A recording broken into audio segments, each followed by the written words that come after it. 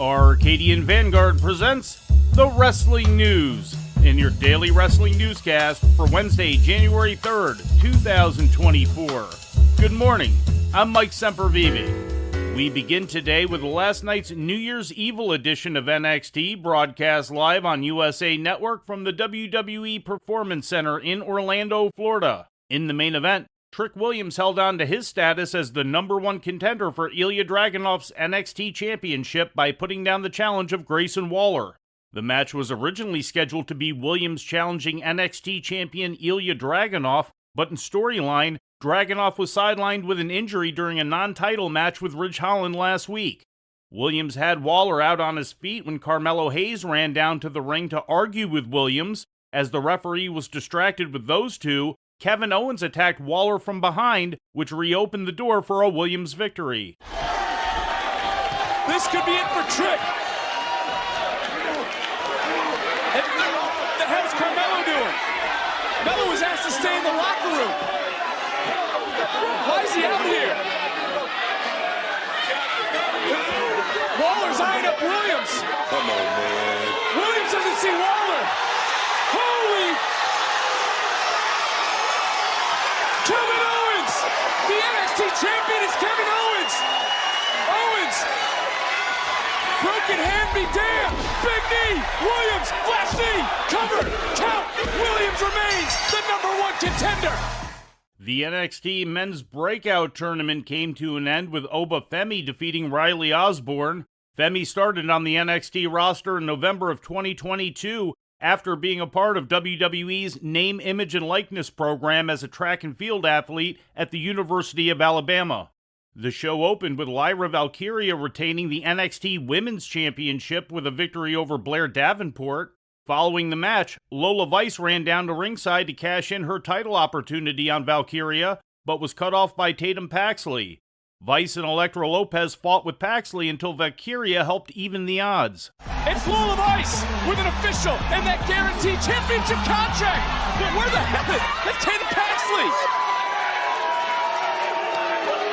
Elektra Lopez.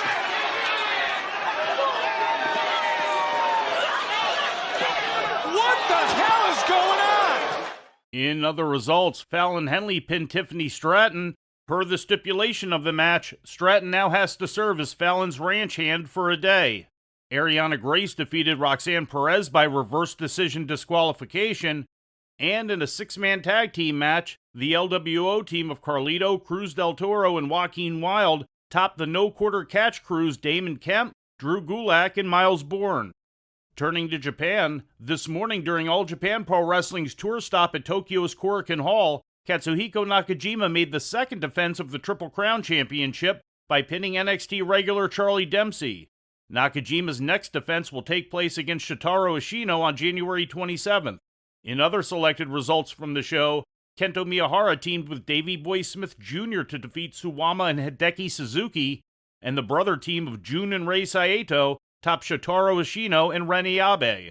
It was announced last week that Ayabe, who was wrestling in Taka Michinoku's Just Tap Out promotion, would be joining All Japan Pro Wrestling as a regular for 2024. In injury news, Kota Ibushi was immediately taken to a hospital following his match yesterday against Naomichi Marufuji at Pro Wrestling Noah's New Year's 2024 event in Tokyo, according to Sports Hochi.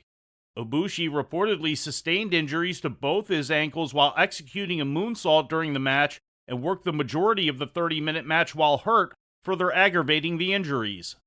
Sami Zayn required 15 staples to close a gash he sustained during his last man standing match with Finn Balor last Friday night at the Coca-Cola Coliseum in Toronto as part of WWE's Holiday Week House Show tour. It was not known how much time he might have to miss in order to heal. In other health-related news, Raquel Rodriguez revealed on social media yesterday that she has been diagnosed with mast cell activation syndrome. Rodriguez described the illness as originating as eczema, but became progressively worse to the point of preventing her from training or traveling, as well as discouraging her from wanting to appear on television due to cosmetic concerns. Rodriguez indicated that she would be providing further health updates as they became available to her.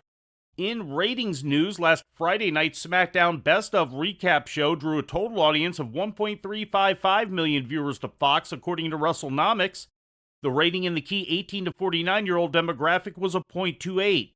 AEW's pre-taped Rampage, which also aired last Friday night, drew a total audience of 326,000 to TNT, which was down 10% from the previous week's audience of 363,000. The rating in the key demo was a .11, which was up from that of the previous week.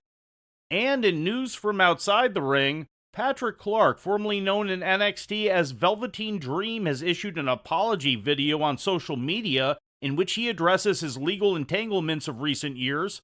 The following is an excerpt from the full video posted to Twitter. I want to apologize to the fans and those in my professional and personal life that I've affected by my behavior. I'm sorry. I recognize that I was losing myself, and I apologize to anyone that I lost along the way, anyone that I've upset or offended because of my behavior. Man, I'm sorry, and I hope you all forgive me.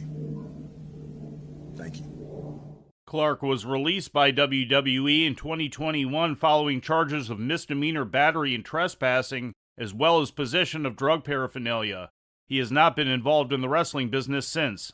And before we leave you today, we'd like to remind you that however you consume your content, you can find the wrestling news 24 hours a day and 7 days a week across social media.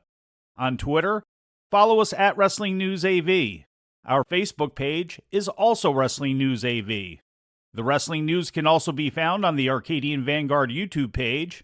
And for those who utilize Amazon Echo devices, just tell Alexa to play the Wrestling News podcast. And remember to make sure you add podcast at the end.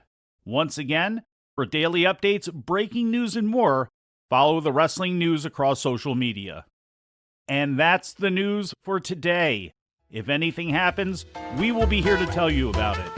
No clickbait, no paywall, just the Wrestling News. The Wrestling News is a division of Arcadian Vanguard, and the Wrestling Newscast is a production of the Arcadian Vanguard Podcast Network.